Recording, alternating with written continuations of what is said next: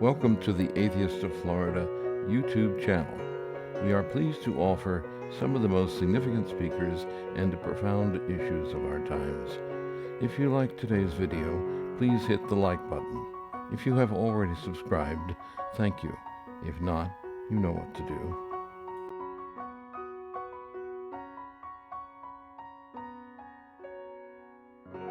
I can tell you've read my blog if you've read my my post on why I am a curmudgeon, and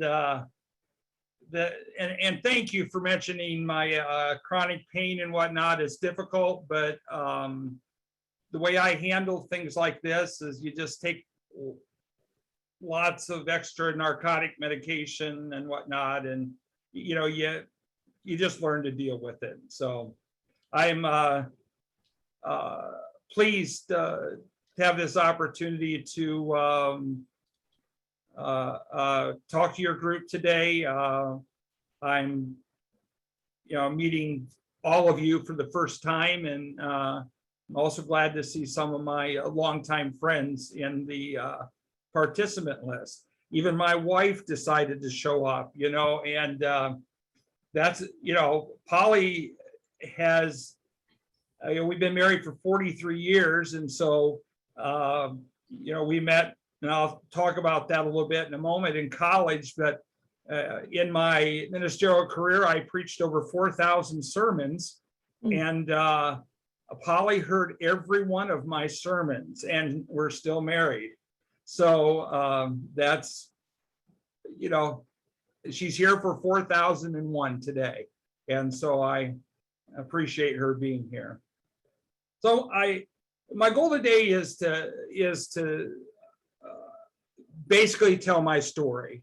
As a writer, though I could do it, I can defend atheism, and we can talk about the evidences for God and all the various things that we discuss and debate. But my goal as a writer has been just to tell my story. And over these last 13, 14 years, that's what I've done, and try to tell my story so it connects with other people and lets them know, hey, I'm not alone. Here's a preacher that was in the middle of evangelicalism and fundamental Baptist churches for decades, and he knows what goes on in these churches. He knows the ugly underside of what goes on in church meetings and business meetings, and just the things that are kind of, you don't see on the outside. And so my goal has always been to help those people, and to, those who have questions and doubts, or those who have left evangelical Christianity. I want to, be a help to them. And one of the ways I do that is simply by, telling my story. As Judy mentioned, my parents moved to San Diego, California in the early 1960s. And my dad was looking for that proverbial pot of gold at the end of the rainbow. And he was sure that we were going to find it in California. And while we were in California, Mom and Dad took us to Scott Memorial Baptist Church. And the pastor at that church at the time was a man by the name of Tim LaHaye. Some of you, if you have any experience with evangelicalism, you know that Tim LaHaye, he was the author behind the Left Behind books, The Act of Marriage, and the four spiritual temperaments, and very popular author. And so Mom and Dad were saved, and I, as a 5-year-old boy in junior church, I got saved too for the first time.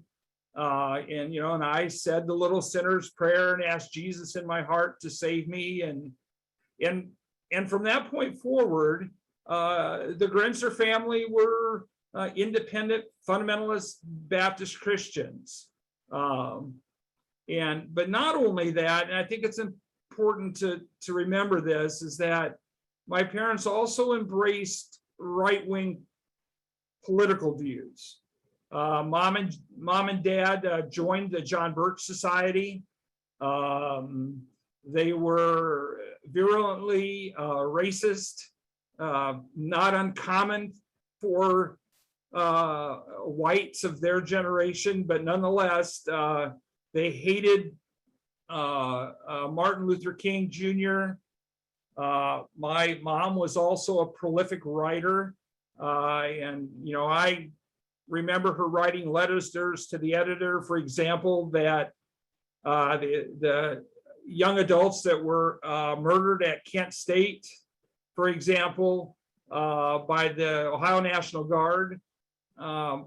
Mom's letter to the editor said that the kids got exactly what they deserved because, they should have been obeying, the rules. And when Lieutenant William Calley and the My Lai massacre, she defended him and saw it as, hey, that's war and he's an American soldier, and she believed that the action was justified. And then there was stuff like that, but there were also, things. Mom went to war with the local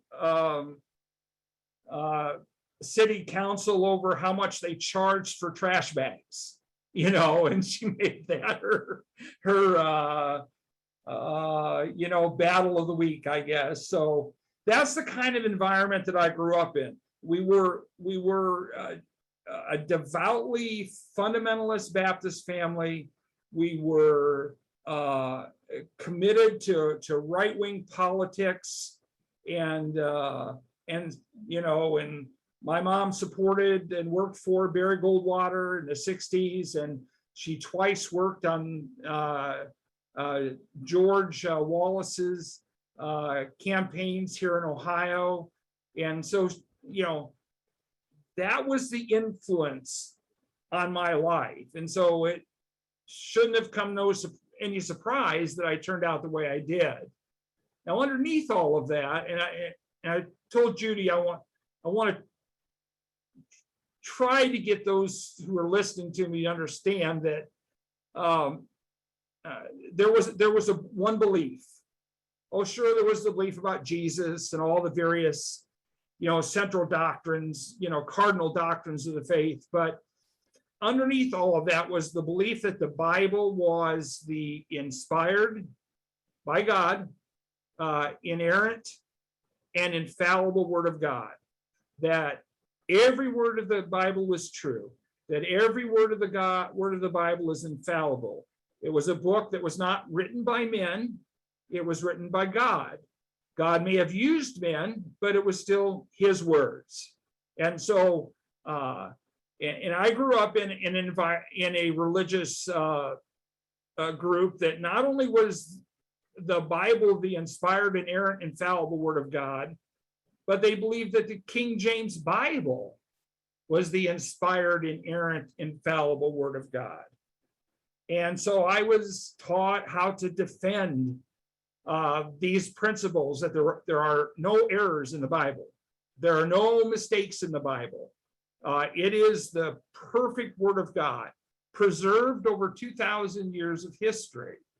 And that belief, as you will see in a moment, had real life consequences for me when I reached the age of 50. Now, Dad didn't find the pot of gold at the end of the rainbow. He ended up driving a truck in California, just like he drove a truck in Ohio. And so when I was in about second grade, I believe, he packed us up, and back to Northwest Ohio we moved. And from there, we moved from house to house, to school, and sometimes people ask me, so your dad was in the military, or he got promoted on his job, right? And And that's why you move so much. And I said, no, Dad just didn't pay his bills, didn't pay the rent. And so we had to move all the time. I had 5 times in my life where I went to 2 different school districts in 1 year. And so we moved and moved and moved, but in the midst of all the upheaval and moving, we always went to church every time the doors were open. Sunday morning, Sunday night, Wednesday, revival meetings, special meetings, things like that. Now in 1970, my parents moved us from, my dad, I should say. My dad packed us up and moved us from Deschler, Ohio to Findlay, Ohio. And Findlay was the place where, when it came to religion and God and the ministry, my life was transformed. I started 8th grade in Findlay, and then 9th grade. It was all amazing. 2 full school years, and we didn't move. But what did happen in the spring of my 9th grade year is that my fundamentalist Baptist parents divorced. And several weeks later, my mom married her first cousin. He was a recent parolee from the Texas penal system. And my dad married a 19-year-old girl with a toddler I was 15 by that time, and she was going to be my mother. Well, I don't think you have to know, not hard to figure out that didn't turn out very well between her and I. But there was this time when I was at the age of 15 that everything was turned upside down for me. Parents' divorce and all of that. So it doesn't surprise me that in the fall of that year that a revivalist comes to Trinity Baptist Church where I was attending and held a revival meeting. And I'm 15 now, and I hear the preaching of the gospel, and I felt under conviction. And at the appropriate time, I went down to the altar and I prayed the sinner's prayer, and I was saved. And the next Sunday, I was baptized. And then the week after that, I went back before the church and I said, I believe God's calling me to be a preacher. And the church said amen to that. And from that point forward, at the age of 15, several weeks later, I preached my first sermon, and as a teenager. And so that became the path that I was on, until I left the ministry then in 2003. Now that's the outward story of my life, but the behind the scenes story that is very different. And I think any of you raised in church know that there's the outward persona. There's this veneer, there's this facade that as religious people we have. Our lives are all in order. Praise Jesus. He walks with me and talks with me and tells me I am his known, and we read the Bible, say the prayers, and do all these various things. But there's the ugly other side of life that people don't see, or so we think they don't see. In my case, my parents had a very dysfunctional marriage. My dad had affairs with several women. He had been investigated by the FBI over in the Firearms Bureau, I think is what it was called then, for illegal firearms sales. And Dad embezzled $10,000 from the insurance company that he worked for, and that's his side of the equation. And then there was my mom. I love my mom dearly, but she had mental health problems, lots of them. She spent 2 years in total time, two different, at the Toledo State Mental Hospital. Got electroshock therapy while she was there both times, but tried to kill herself repeatedly. And in the 1 year, for example, that of my half of my fifth grade school year, I should say, Mom tried to kill herself 3 times. Once by just an overdose, and the next time she pulled their brand new Pontiac Bonneville convertible in front of a truck and got hit. And the last time I came home from school, and as a 5th grade boy, and to walk into my mom in the middle of the kitchen floor laying in a pool of blood, and she had slit her wrists. And and that was the other side of life. We praised Jesus, but there was this dysfunction that went on. And I could look, as Carolyn can say, because I speak to that, I've written extensively about the difficulties that I grew up with, and in my dad's lack of love and care, and my God, he didn't even give me lunch money for school. He just figured I'd figure out how to pay for my own lunch, and didn't buy school clothes, and on and on. It went, and so that's and that's the Cliff Notes versions of everything. That's kind of the other side of it. So when my parents divorced and they both remarried, everybody stopped going to church. But I instead embraced the church. The church became my family. It became my safety net. It became, it gave me love, and it did. I will never talk badly about Trinity Baptist Church from that aspect, or the youth director that genuinely cared for me, and so I appreciate that. But they also deeply indoctrinated me, and they drilled into my head. I was saved now. I was called to preach now, and so I need to know these beliefs. I need to know, the virgin birth and the resurrection of Jesus and all of these things. And underneath all of that is the belief that the Bible is the inspired, inerrant, infallible Word of God. And so that's how it all began for me. And then from there, after 2 years later, I moved back to my mom's home, and then at the age of 19, I moved to Pontiac, Michigan, and enrolled for classes at Midwestern Baptist College. And Midwestern is an independent fundamentalist Baptist institution. And for you that aren't familiar with the IFB, they're a fiercely independent,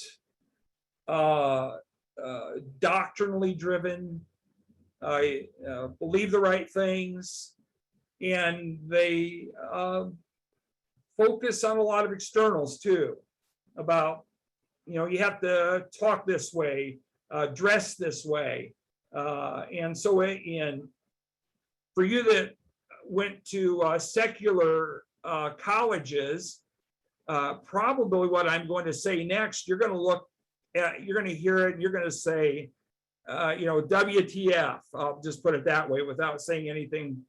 You're going to say, really?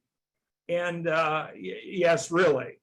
And so the college I went to had very strict rules. My hair had to be cut a certain way. we couldn't have long hair. We had to, and this is the 70s now.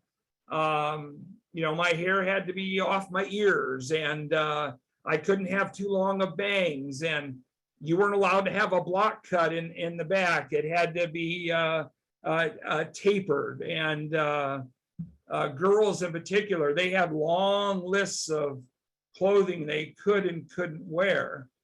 And then when it came to sexuality, there was none, because they believed that, for example, Polly and I, we started dating, we had to stay 6 inches away from each other at all times. We could not touch each other, couldn't hold hands, couldn't put my arm around her. And so, yeah, those rules kind of worked, for the first semester you're there. But then came the Christmas break, for example, and I went to Newark, Ohio, where she was living at the time. And guess what? We didn't have any rules we had to play by. And so, we held hands, and I put my arm around her, and we kissed and all those things. And the problem came then is then when you went back to college, you had to stop doing all of that again. And that proved to be a big problem for us. And so for the next year and a half, you went out on dates. We had to double date. We could never single date. And so you went with couples that kind of had the same view of breaking the rules as you did. And you would hold hands and kiss and whatnot. And, but always in fear that if you got caught, you were going to be expelled. Yes, expelled for kissing your girlfriend or holding her hand. And one story that you might find funny, but I played on the college's basketball team. And yes, there was a time that I was actually slim and trim, 6 foot, 160 pounds. And we were practicing, and I slapped at a basketball and dislocated one of my fingers, severely dislocated one of my fingers. Had to go to the emergency room and get it reset, and ended up with a brace on my hand. And we had to wear ties to school every day, no exceptions. And so I couldn't tie my tie. What am I going to do? And so I had Polly tie my tie. She's right there, no big deal. Well, somebody reported us for breaking the 6-inch rule. That's right. And next week, we're hauled before the disciplinary committee, and we're given 50 demerits out of 75. And after being lectured and ridiculed and told that if we had any more anything like that happen again, we would be permanently expelled from school. And so it was very fear-driven college years for us. In good times, certainly, some aspects of it, but the rules are very intrusive and abusive. And, so from there, and I should say, Polly and I we hit it off right away when we met in college. She was a beautiful brown-haired, brown-eyed girl, and she's still a beautiful woman, although her hair is a lot grayer now than it was in 1976. But we got married between our sophomore and junior year, and our freshman and our sophomore and junior year. And we had to wait 2 years. You couldn't get married before 2 years of school. If you got married before that, you had to sit out a year. And so we waited the 2 years, and we got married. And 6 weeks later, Polly got pregnant. And And that's what happens when two virgin Baptist kids get married who their whole sex education was someone giving them a book to read.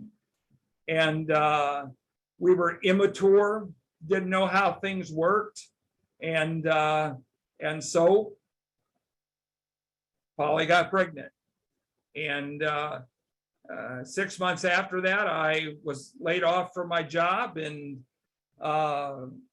right away, as a young married couple, we had a lot of challenges to deal with. And we decided to take a break from school, and much to the consternation of the leadership in the school. And we were told, that, if you quit school, God will never use you. And, but, that's what we needed to do. And so we moved back to Bryan, Ohio, and I took a job, and there a church offered me a position as the pastor's assistant.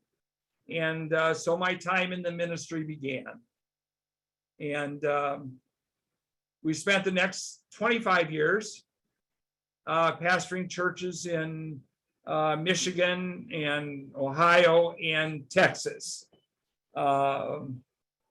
We mainly in Southeast Ohio, spent some time in San Antonio, spent some time in Central Michigan, and but that was our life, the ministry. And we labored in these churches, and some of them were small, and one country church grew to a couple hundred people, and we had a Christian school, and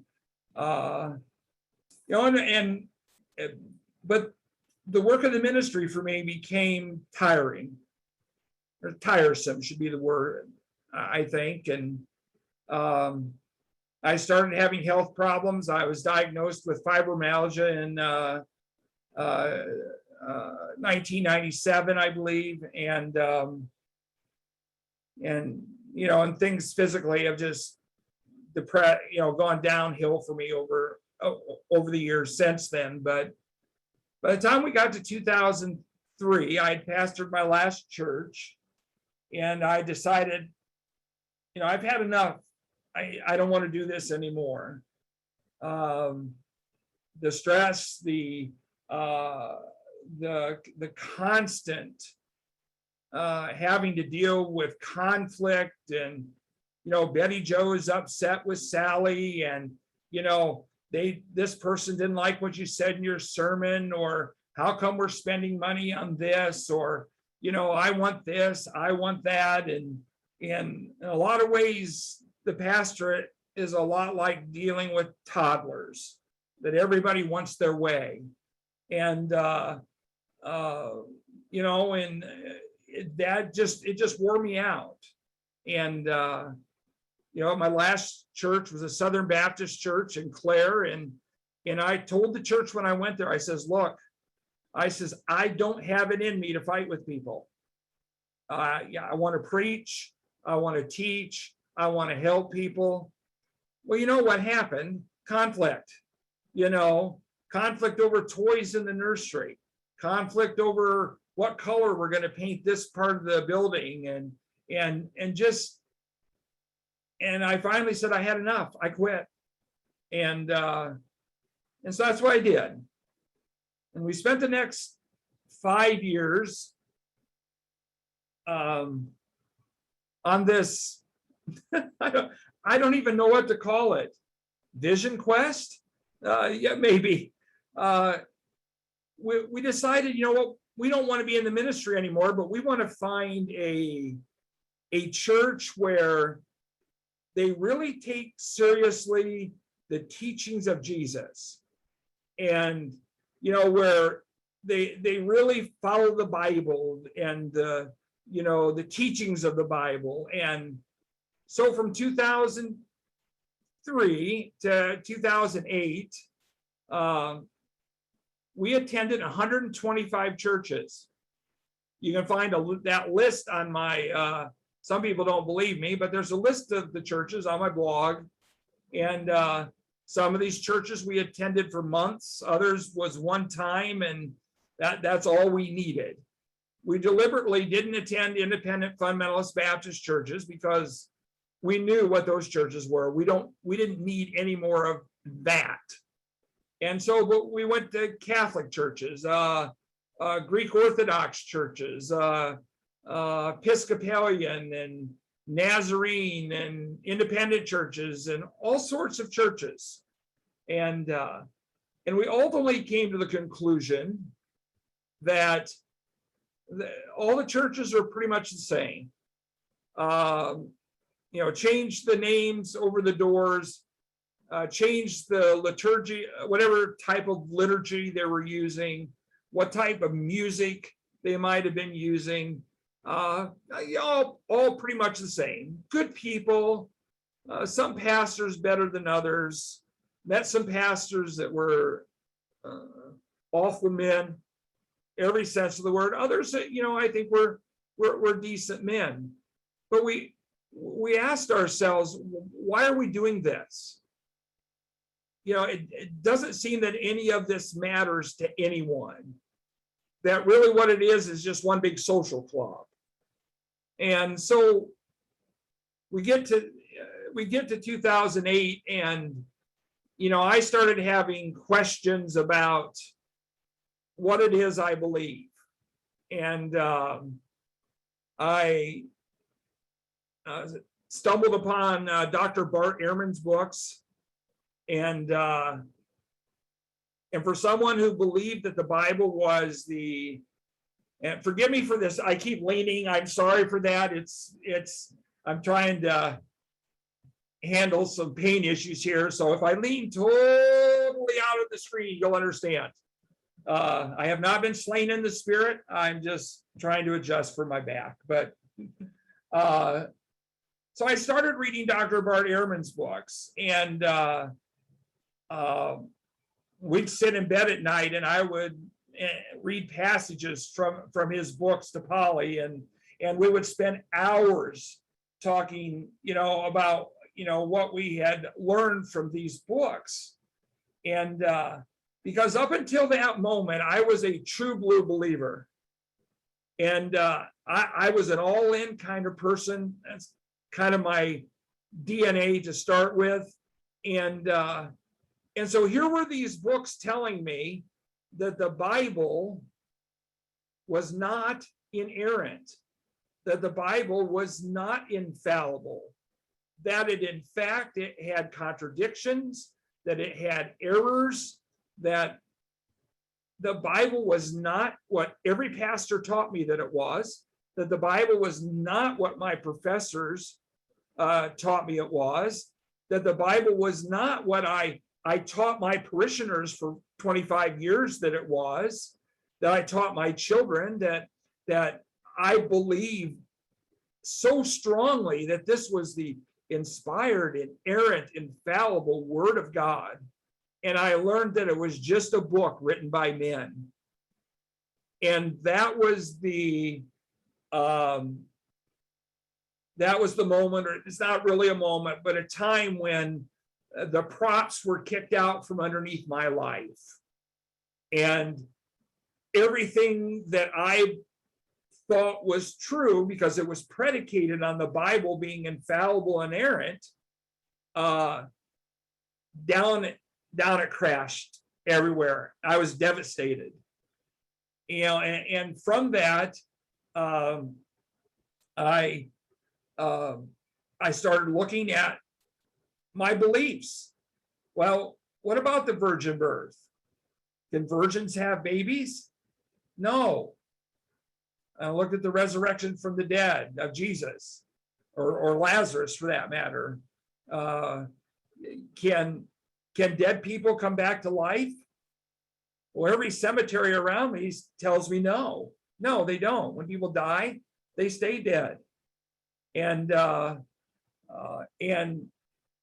so I started looking at the miracles of Jesus and whether or not these could be plausible, and if not, if they were just fabrications, a story being told. And so one after another, I went through these beliefs, and I came to the conclusion that I no longer believe Christianity to be true. As my friend Michael Mock famously says, and I've written about it on my blog, it just didn't make sense to me any longer. And when I reached that place, I realized I was no longer a Christian. And not long after that, my wife came to the same conclusion. And we just no longer believe. And so from that, in the end of November of 2008, that's the last time we attended church until today, you know, and and for a few months we had a hard time. Okay, what are we? We know what we're not. And I finally became comfortable with saying, you know what, for a while I flirted with the whole, am I an agnostic? And I don't want to get into all the definitional debates about agnostic, atheist, agnostic, atheist, you know, whatnot. But I just became comfortable with saying that I was an atheist, that as far as the extant gods that men have created are concerned, I don't believe they are gods at all, that they're human constructs.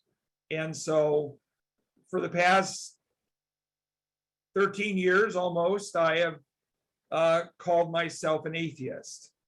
And out of that, I started blogging. I was a Christian when I first started blogging, but you know, after I deconverted, I wrote people often ask me, well, how should I tell my family that I'm an atheist? And I always use that Bible line, well, count the cost, you know, before you build a house. And you need to count the cost before you tell your religious family that you're an atheist, because, you know, you don't control what happens after that. You can't control the narrative once you mouth the words out loud, I am an atheist. Well, what I did was I sat down and I wrote a letter. You can find it on my blog. It's titled, Dear Family, Friends, and Former Parishioners. And I sent that letter out to hundreds of people, thinking that surely they would understand, you know, my journey and the path that I was on. And I was in for a rude awakening. Overnight, I was viciously attacked. I lost friends, family members. We're still to this day estranged from some of my wife's family because of our walking away from Christianity. And you know, we basically lost everything that we knew as far as family structure and friends, colleagues in the ministry. I had friends that I'd had for 25 years that just viciously turned on me. And it was hurtful, I'll be honest with you. So when someone tells you that, you know, oh, hey, how hard can it be to be an atheist? Well, I can tell you, for me personally, it was hard. It was emotionally difficult to lose everything that I held dear. Now, was it worth it? Absolutely, because it was a path of integrity and honesty, and I couldn't have walked any other path. And so if that's the price I have to pay for being an atheist, then so be it. And but it wasn't easy. I suspect that some of you have had similar deconversions from evangelical religion in particular. It's hard. It's easy to get in. It's hard to get out. You know, I'm not sure that it's as bad as the you know, getting out of the mafia, for example. But some days I wonder if it's it was difficult. And still the pain from that, because I still hear from people time to time, not as much as I used to, but I'll get an email from a former church member or someone like that, and they're just distressed. They found out that I'm an atheist, and so it's difficult. It's difficult, and I haven't needed this script. I just talked. So, I guess to land the airplane here, so to speak, I've been circling the runway. I spend as a writer, I spend my days, writing in a way that I hope will help other people. I want my story to resonate to them, excuse me. And I want to be able to, my goal is not to mint new atheists. My goal is to simply help people. I believe fundamentalism in general is harmful, is psychologically harmful. Sometimes it leads to physical harm. And so any move away from Christian fundamentalism is a good one. If someone reads my writing and they stop attending an independent Baptist church and they start attending an Episcopal church, I'm fine with that, because that's a better place for them. It's always better to get away from cultic, narrow thinking. And so that's what I do. And I can tell you that I'm often asked, well, have you made any difference? I'd like to think so. Some of the people that are listening can tell you that my writing was helpful to them. And I know that there have been pastors, evangelists, missionaries, college professors that have, later lost their faith and will attribute that to some of the things that they have read that I've written, and others just find help knowing that someone understands. I'm not an outsider.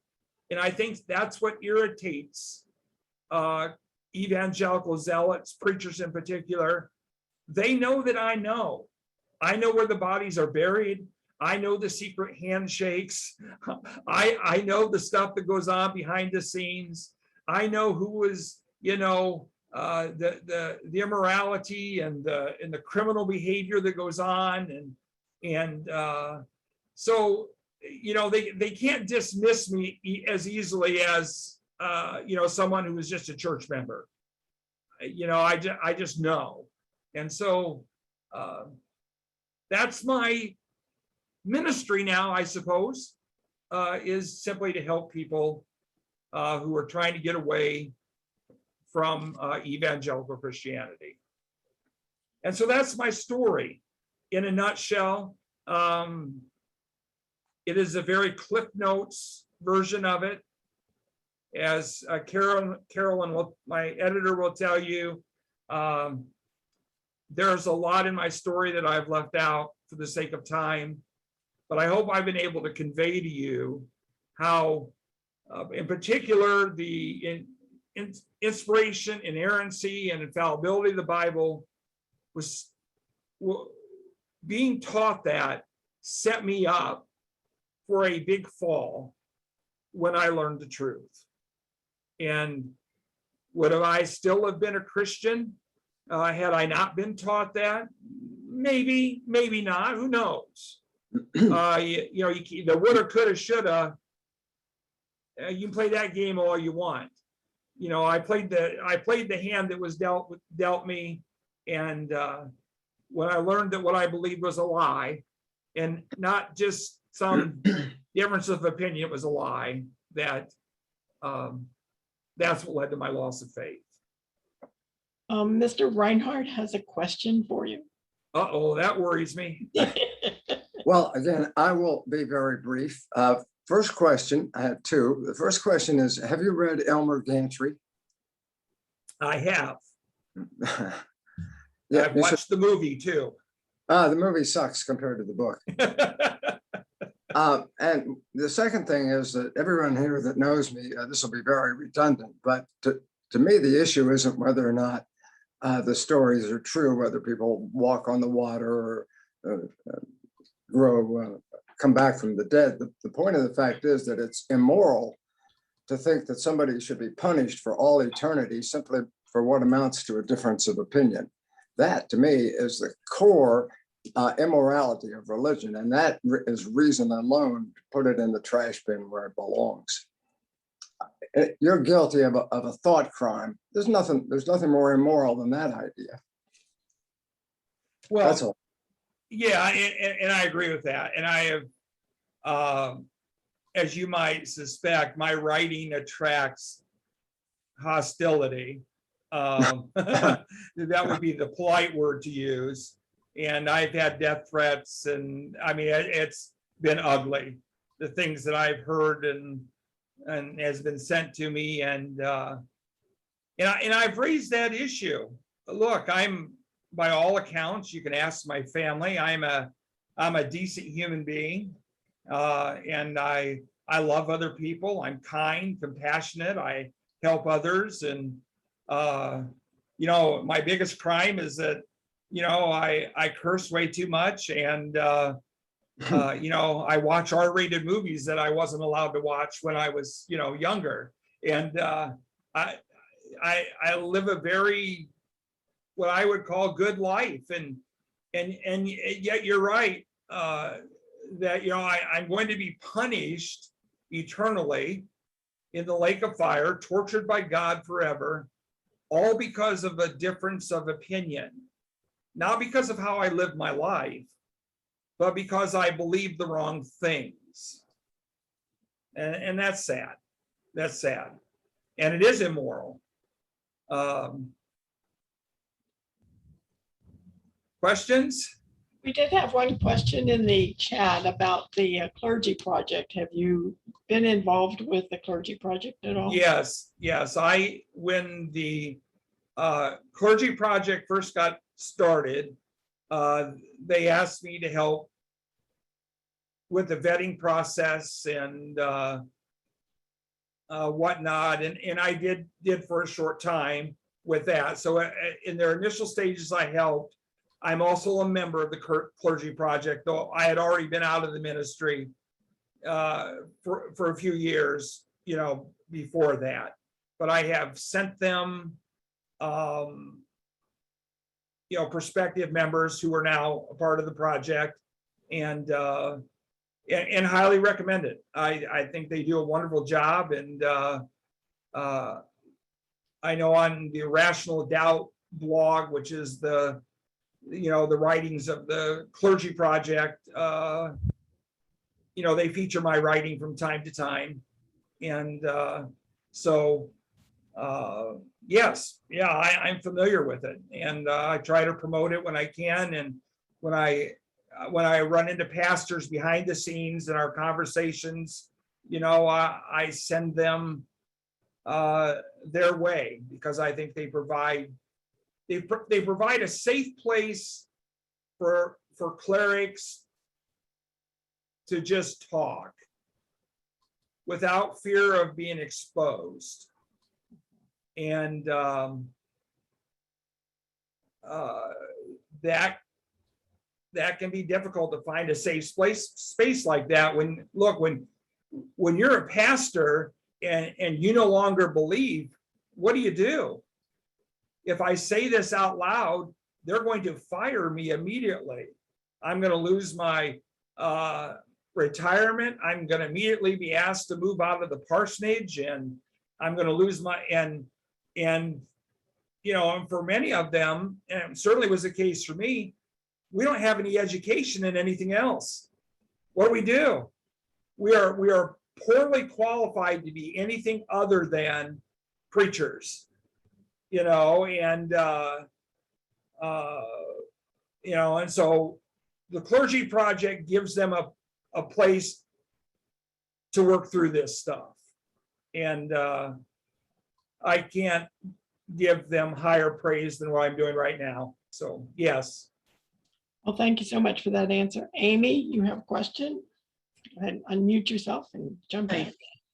Hi, thank you very much for telling us your story. It's Thank you, Amy. very compelling. Should I give it an altar call? A what? An altar call. don't I know was what that raised in the Nazarene church, so I. Okay, so understand yes, you know, at the end of telling your story, you have everybody stand, bow their heads, we sing a song, and then you invite people down to the front of the church. That was a joke. I'm sorry. Some people Okay. may not get that. So what's Okay. your question, Amy?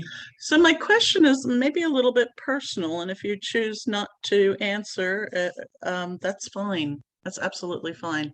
And I Sure. hope I don't overstep my bounds. Your description of the clergy project is a lot of they provide this, to me it sounds like you went through quite a bit of trauma, and do you have counseling that you use, and Oh, that's a do fair therapy question. and Yes, I've been seeing a secular counselor for over a decade. okay, Uh, good. It was very, I live in an area that I said, you know, it's God, guns, and the GOP. And so when you're an atheist and a liberal politically, it was very difficult to find a counselor to see. Many of the counselors in this area are Bible-based counselors. And well, I wanted nothing to do with that, you know, because I know how that works. And so I found a man who was nominally spiritual, I suppose would be the word, but he, you know, Dr. Deal has been my counselor for over a decade. And so I see him, you know, every couple weeks, and he describes my life as kind of being this onion that has to be, you know, peeled back, you know, one layer at a time. And certainly it's much better now, but early on, you know, my religious upbringing had robbed me of all sense of, besides the childhood trauma. And I didn't talk about the fact that my mom eventually succeeded in killing herself, and that I was, you know, sexually molested by my grandmother as a child, and that my mom was, you know, raped by her brother-in-law while I was homesick from school at the age of 12. There was a lot of stuff. And so there's been all that to deal with, but then there's the fact that my religious upbringing, it robbed me of all sense of self and self-worth. You know, I was a sinner. I deserved the judgment and wrath of God. And even after I got saved, you know, if it wasn't for the Jesus, you know, I would still be under the wrath and judgment of God. And so my life was swallowed up by my religion and by the ministry. And so counseling helped me discover who I really was. And I'll be honest with you, for a time, some of that was kind of ugly, you know, to kind of dig through my life and, okay, what kind of person am I? Who am I? And, but, you know, and that process is ongoing, you know, and these days, you know, a lot of the things I deal with psychologically are more health driven rather than, you know, religion driven. If it's religion driven on any given week, it's mainly that I'm probably pissed off about something that they've done religiously somewhere, you know, and so I need some place to just grouse about that for an hour. But my counselor will get a entry, and when my book is published, he'll be someone that gets credit for helping me to make it along the way. And as Carolyn can tell you, I've encouraged people to get counseling probably hundreds of times by now, that I think it's the best way to work through personal trauma and religious trauma in particular. So thanks for asking that question. Not too personal. Okay. Thank you. Thank Thank you, you for your Amy. candor. Yeah. Sure. Mr. Peterson, you have a question? You're muted. You're muted. Okay. I really appreciated your comments and your outlook in particular. Can't hear you, Jim. Get Oh, closer to not the much I mic. can do about it. Any rate, can you hear me now? Little better.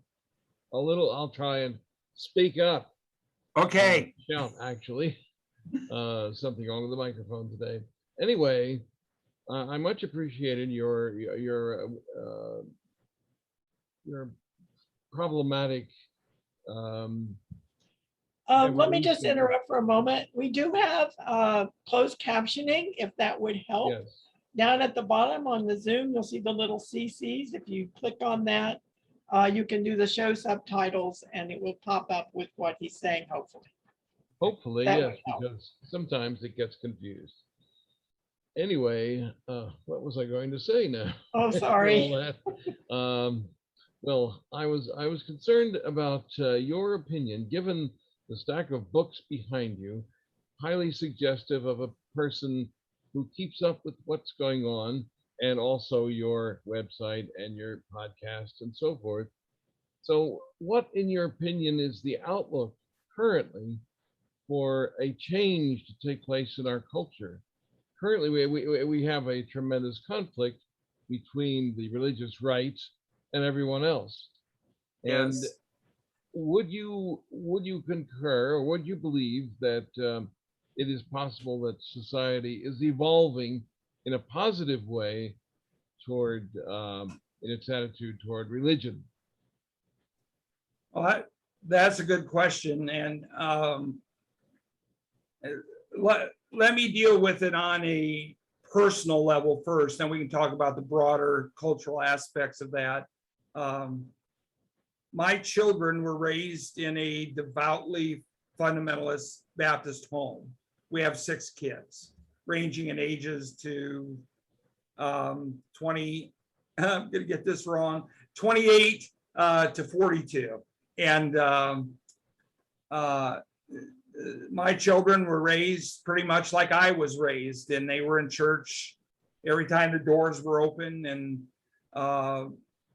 you know, and we read the Bible and we prayed, and we went out evangelizing, and you know, Dad was a preacher, and they had to be perfect little preacher's kids and whatnot. And but I can look fast forward to today, and Mom and Dad leaving Christianity, and Dad saying to his children, look, you have the freedom to be who and whatever you want to be. You know, and some of them are already moving, I think, away from the fundamentalism of their childhood. But that being set free, though it was brutal in some sense, just to one day tell your children, look, you can do whatever you want to do. You're on your own. And I've been criticized from people, not family members, but from others for doing that. But in the end, here we are. So we, you know, it's 13 years later from then. And so what do we have? I have most of my children, save one, are nominal at best religiously. One would, you know, 2 of my children are just flat indifferent. One's an atheist.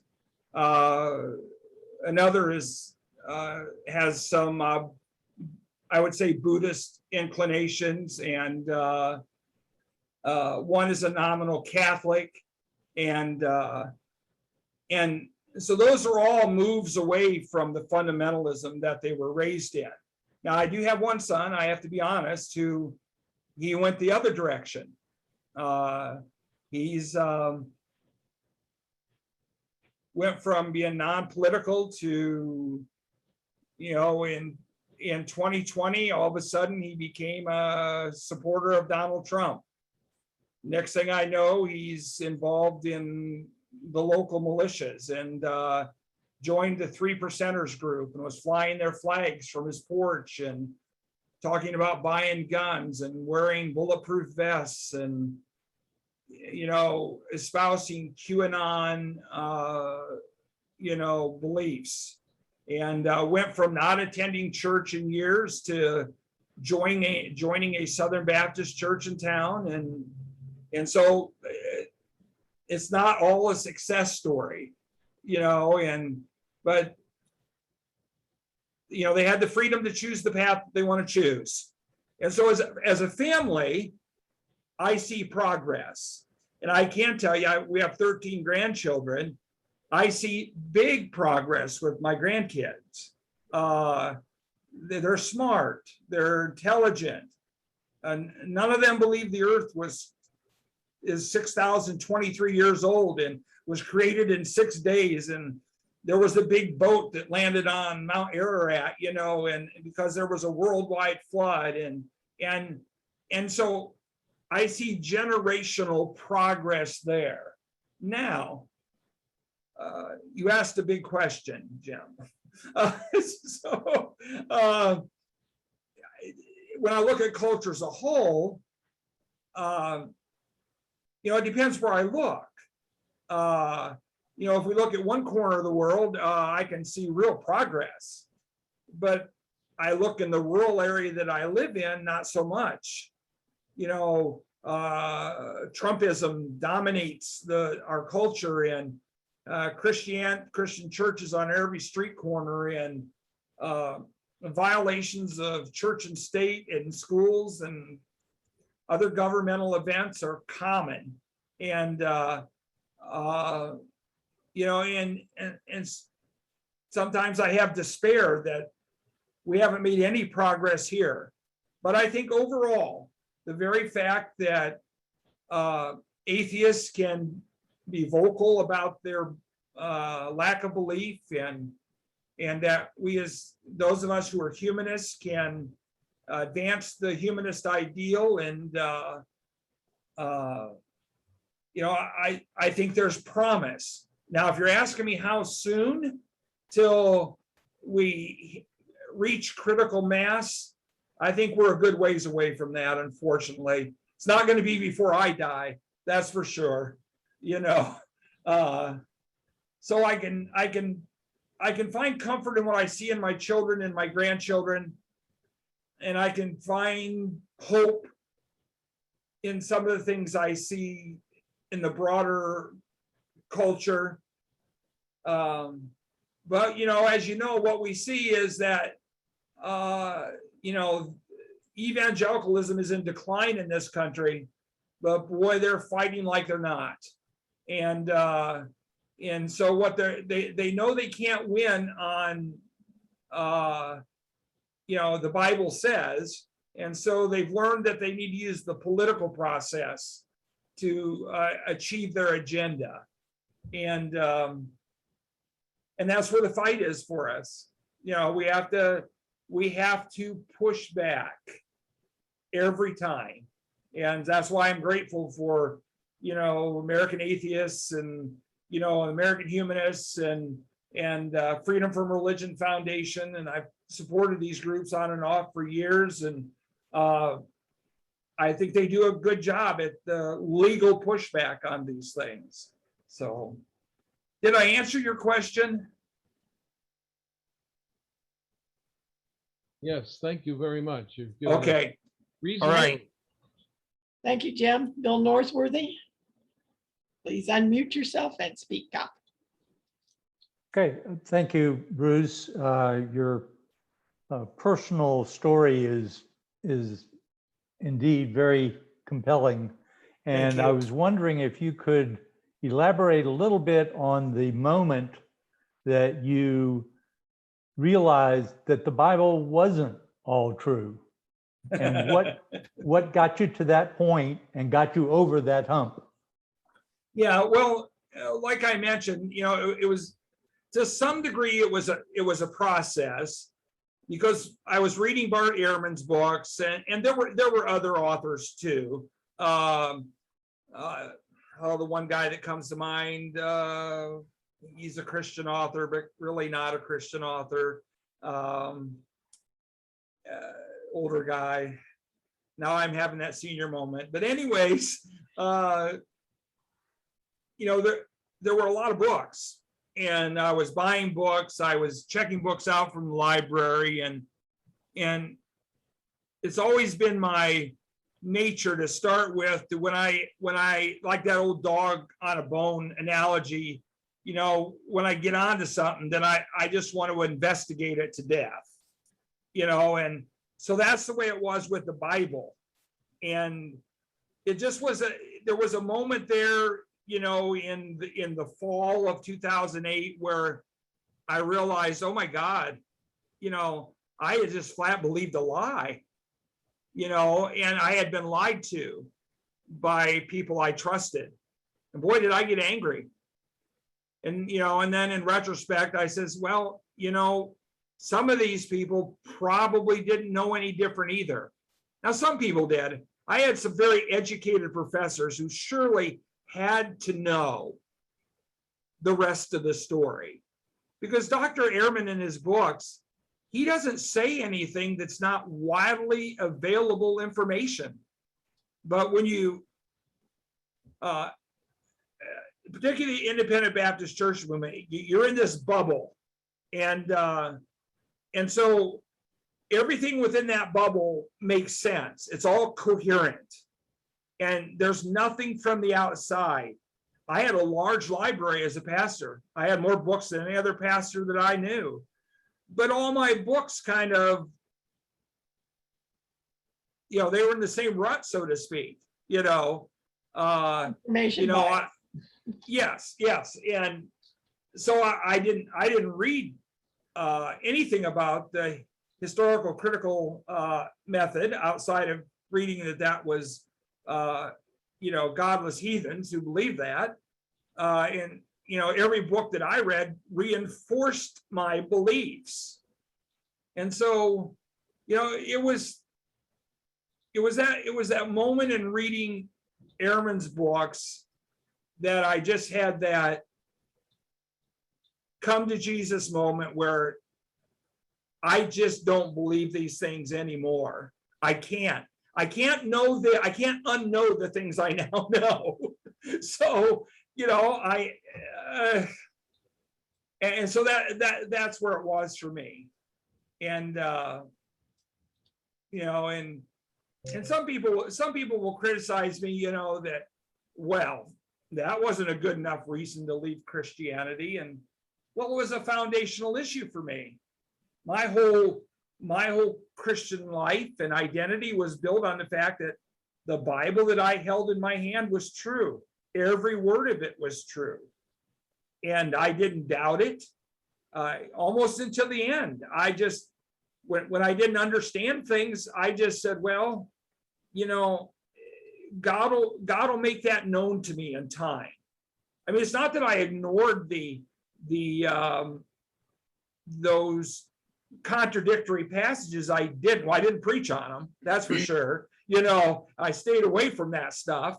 But in my study, as I read those things, I'd say, well, maybe I don't understand that. Or, well, God says that when we get to heaven, he'll make everything known to us. And so I took what little doubt I had and just kind of pushed it off into the future until I read Dr. Ehrman's books. And I've told him, I says, your books they kind of knocked the props out from underneath my life, so to speak. And that's happened. Look, I see that, there's some people who read my blog. They know that when I get some fire-breathing evangelical, out to prove the truth of the Bible, the first thing I asked them, have you read any of Dr. Bart Ehrman's books? No. I says, I want you to read those, at least one or two of his books, and then let's get back together and talk. And if they'll take up that challenge, I know that they'll no longer be able to believe that the Bible's inerrant and infallible. Might be able to hang on to their Christianity still, but they're going to have to change their view of the Bible. And that challenge to preachers in particular has resulted in several preachers losing their faith, as a result. So I hope that answered your question. Thank Thank you, you. Joe. Joe is back again with another question. Oh, Okay. just a Comment. Bishop Shelby Sprong. Thank you for giving. Yes, that is exactly the guy I was trying to remember. He says that anybody who thinks the Bible is literally true has one foot in an insane asylum. I And don't disagree. And he's an Episcopal bishop. He ought to know. Second, Yes. if you try to live by the Old Testament, I don't see how you could possibly avoid the death penalty. Right. And if you try to live by the New Testament, you're on the way to an insane asylum. First of all, you got to cut off your testicles. Matthew 19:12, and start with that. Anyway, if you still have your testicles, I don't think you're much of a Christian. I can say that. Well, I still have them, though. I don't mean you personally. I mean anyone who still has them. I thought that was a personal question. No. Well, yes, I'm I not- still have. I still have them, and I can say at 64 years of age, how do I want to say this? Gravity is not kind. Well, that's enough on that topic. Yes, yes. I really have enjoyed listening to you. It's been Yes, very and thank you for bringing up Shelby Spong's name, because that's the guy I was trying to remember. His books were very, very helpful because he takes a non-confrontational approach. Nobody beats Robert Ingersoll. Yeah, and his stuff too. Absolutely. Thank you, Joe. Thank you. I had a question now, I've already forgotten it. Given that you get contacted by people who are having doubts and are curious, I think, about maybe, I don't want to speak for the people who contact you, but are Sure. curious about atheism or about not belief, I guess I should say, not necessarily atheism, but not being a fundamentalist anymore. How do we go about approaching those people so that we can help them understand? Well,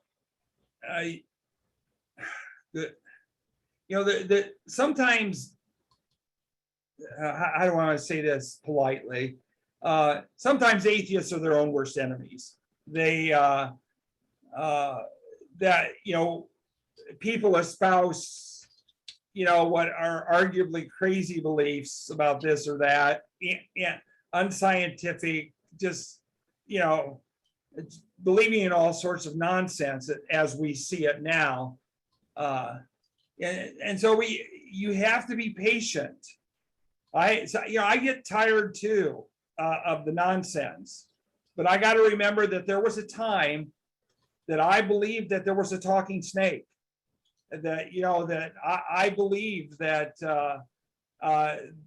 there really was a universal flood and all of these things. And I believe the Tower of Babel, and I read a scientific article on that the other day, and how the tower was probably 30 some feet tall. It's only about 10 feet taller than the peak of my house. It's about the size of the pine tree in my front yard, but in your mind, you thought it was this huge tower that, led to the sky, and how that would have been. Don't forget that God is, I'm sorry to interrupt. I just had this thought. It's me, but God carried a pallet around with him so that he could I'm going to be sure to bury the excrement when he walked around the camp at night. Well, sure, and you found ways to deal with that stuff. But yes, I mean, you accept the Bible is true, and so when I'm dealing with people who hold those beliefs, it's easy to just dismiss them all out of hand and say, hey, get an education. What's wrong with you? Are you stupid? But that you're not going to reach people that way. And so you have to be patient. And I think that if you just gently ask questions, and that's what I often do, or let them ask questions. And a lot of people I deal with are coming from backgrounds where there was trauma, whether from their parents or their, it's not uncommon for me to hear from men and women who were, sexually abused in the church, or they were shipped off to Baptist group homes where they were just brutalized. And I call them re-education camps. And so I have great sympathy and compassion for people that come from those backgrounds. And so I honestly just try to befriend them, answer their questions, realize, look, there's always tomorrow. We don't have to win everyone over to our cause, because there's no hell for us to worry about. There's no heaven for us to concern ourselves with. So we can wait till tomorrow and be patient. Now, at the same time, if I get hardcore zealots that come after me, I'm probably not very polite these days. And the regular readers of my blog have said that I give them what's called the Bruce Garenser treatment. And so, but even with people like that, you try to at least initially see if there's some way to engage them in some sort of meaningful conversation. What I try to do, instead of talking about science or, things like that, I try to focus on the Bible. Let's talk about what you believe about the Bible, why you believe those things. Let's talk about inerrancy. Let's talk about infallibility. I don't talk about inspiration because that's a faith claim, and so all sorts of people believe literature of some sort is inspired. So I don't talk about that, but I focus on these empirical claims that they make, that there's no error, that every teaching is infallible and true. And you try to weaken those positions. And you do that as someone sitting at a bar, just trying to have a discussion with somebody. And not as a hostile relationship, but just in a friendly way. You live for another day. You don't have to win them over right there on the spot. And yeah, some of us are trying to learn street epistemology to be able to develop that skill. And that is an excellent way of interacting with people, because the foundation of street epistemology is simply asking good questions. Right. I noticed, and I don't know if you were going to read it, but I see Jim Schock asked a question about there being a atheist group in Northwest Ohio, and I believe that's a sarcastic comment. Jim is a friend of mine, and when I was deconverting, Jim was a little farther along. He's a former charismatic preacher, and so he really became a lifeline for me. And we would hang out and do things that we weren't allowed to do as preachers, when we were men of God, and it was just a very great time for me, and he made a big difference in my life. And then he up and moved to Arizona. I've never forgiven him for that. So Well, I gave him the link to American Atheist state chapter, so. Yeah, no, I think he was being Okay. sarcastic. Yes. I will, we're almost out of time and I don't want to keep, Okay. because I know you're in pain, but It's okay. I'll answer whatever questions I am going to be in pain 30 minutes from now as now, so it won't matter. I understand. I have read that many young people are leaving the church because of the hypocrisy they see in their families and in their in the church itself. And I don't want to talk about taking advantage of that, but how do we use that to our advantage? Well, it's not so much taking an advantage of it as to point it out.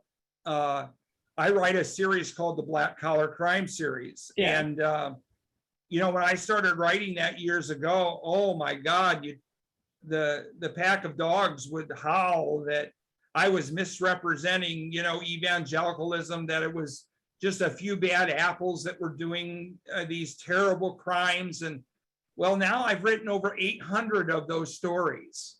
Yeah. And I'm probably sitting on 500 or 600 more that I just don't have time to do. And so it's a big problem. And I think it's fair to talk about those things, and what I do is instead of, my objective is just to get people to see those things and ask themselves, is there a better way? Can I, if I want to believe in God, is there a better place where there's more you're not going to get away from some of that stuff happening no matter what. It happens in our society in general. But are there places where there's a more of a holistic view of life, and that treats me as I have a friend in Defiance, Jim Brailer, who's the pastor of the United Church of Christ there. I have no problem encouraging local people that still want to hang on to their faith to go to his church, because I know he's going to treat them well and with dignity and respect. And so I think we should use every advantage. And I think we should, I'm going to talk, and I know we're running out of time. My wife and I went on a short road trip yesterday down to Findlay, Ohio, and we got food at Cheddar's, and we went out to Riverside Park to sit, and off in the distance, I heard some damn preacher preaching. I thought, really? I can't get away from this. And sure enough, they were holding some meeting in the amphitheater. And so after we ate, I told Polly, I said, hey, I want to go over and listen to that. I had my camera with me, and I said, I want to take some photos. And sure enough, it was people that had been delivered from drugs, and they were telling their stories, and it was so manipulative and awful stuff. And one woman's laying on the cement up front. She had been slain in the spirit, and there's other people over here getting baptized in what looked like somewhat of a cattle tank. But the irony of it all is, all this is going on. This woman's up here singing praise and worship music, and the other people are dismantling all the equipment and taking it home so they can get out of there on time. And I said, there it is. There's the utter hypocrisy in all of this. That no, it's a show. And yes, you had folks there that had lost family members to drug abuse and overdose, a very real issue. But Jesus isn't the answer either. And so I think we can seize on those in low key ways, to expose, the hypocrisy that is in these things. And people see it. My kids see it. They send me stuff all the time. Did you read this, Dad? And so those things give me a glimmer of hope when it comes to younger adults in particular. Yeah. Jim Young, I'm going to open it up to you in just a moment, but I do have to say one thing. Today, I was reading He Made His blog, And I did not know this, but God apparently lives in a Jello cube. Oh, yes, I briefly saw that story. Yes. You did not know that. I did not know that. Yes. So Yeah, Jim Young, I'm sorry, go ahead. No, go ahead. All right, Jim Young. I visited your site today and you solicit questions. Yes. My question to you here is approximately how many theists approach you with questions in, let's say, a month's time? And is there any transcript record of the conversations that you have with them so that other visitors like myself would be able to look at those conversations, Yeah. not necessarily to comment, because I don't like the idea of people intervening into a Right. conversation where they're not invited, but for educational purposes to and analyze and see whether whether this person is disingenuous or whether they're actually sincerely interested in what you have to offer. Sure. Well, there's two answers to that question. Now, first of all, when if you go to my contact page, I try to ward off emails from people who want to evangelize me, preach to me. I used to get those kind of emails, numerous emails a day years ago. And so having this long preamble on my contact page has really cut that type of email down. To everybody else who emails me, I promise them that whatever you email me, I will keep that in confidence, that I will not share this on my blog, that, and so I can have these very private, intimate conversations with people about their religious beliefs, abuse, all sorts of things that we talk about. Now, people who choose to, zealots, pastors, preachers, they're all evangelicals without exception who do this.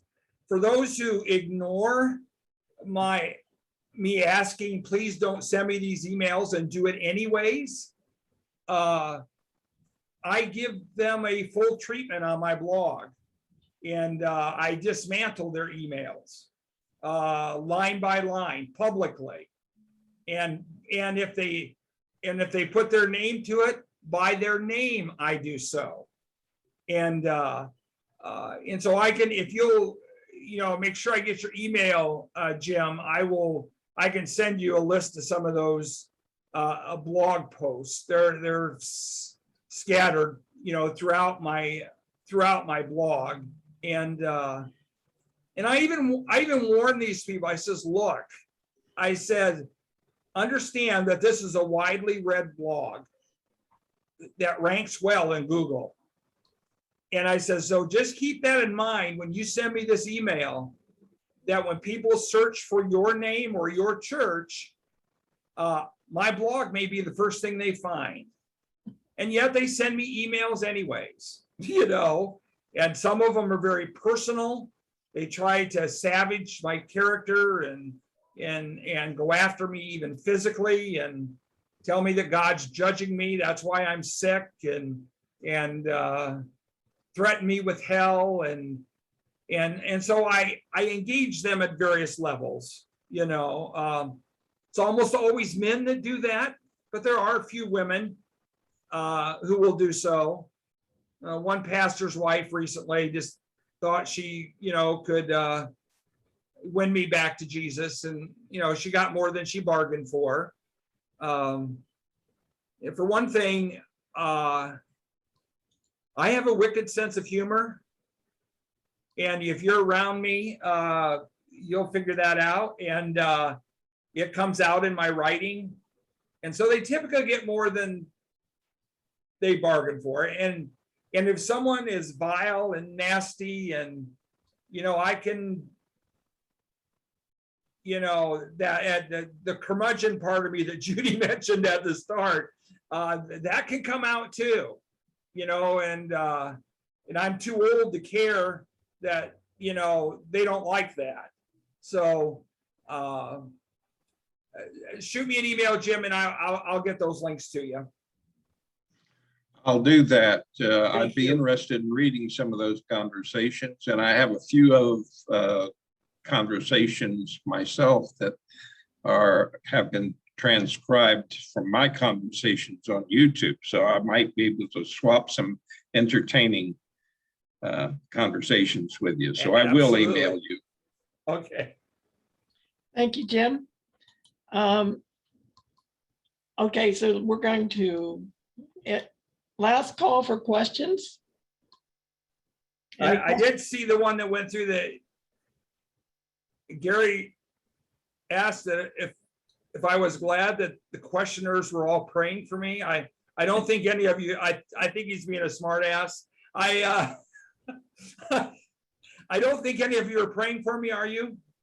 No, I don't think so. Okay, all right. Well, go ahead. I mean, if you want to pray, it's far be it for me to tell somebody they can't pray, but if all of a sudden I feel better today, I will know that your prayer and muscle relaxers and narcotics and other drugs, made a difference.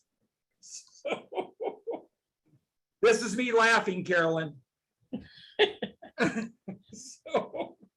Well, thank you so much. Really appreciated Sure. your story and your time, and I hope we didn't take too much toll on your back. Don't worry about that. I have been looking forward to this ever since you contacted me, and so I will. Once you get it up in video form and on podcast form, I'll make sure that my readers and other people can hear it and see it. Well, thank you so much, and thank you for bringing your friends and some of your family with you, Josiah and Polly especially. Did Polly hang on to the end? I can't look. see her. Let me just. Oh my God, she might have quit on me. Nope, she's still signed on. Oh, she's still there. Well, bless her heart. So thank you. It's very interesting, and I will send you a link when it's up. It should be up in the next day or two. Sometimes Okay. a little slow with editing. That's all right. It will be out there. Next week, not in 2 weeks, we are going to have a distinguished professor of religion, Randall Balmer, talking about his new book, Solemn Reverence, The Separation of Church and State in American Life. And as an aside, he's an Episcopal priest. So you're getting a little different flavor of Christianity. yes. Yes. Yes. So next week's Labor Day, so everybody have a nice weekend off. And those of you who want to stay for the Future Florida Science Project, please feel free to hang on. Otherwise, we will see you in 2 weeks. Thank you, everybody. Thank you so much. Thank you. If you are pleased with our programs, please tap the like button and then subscribe to our channel. Don't forget the bell so you don't miss any notices of new material. We usually post new content every week. See our created playlists to discover events thus far this year, or to see a list of topics and speakers from our rapidly growing and diverse collection since 1992.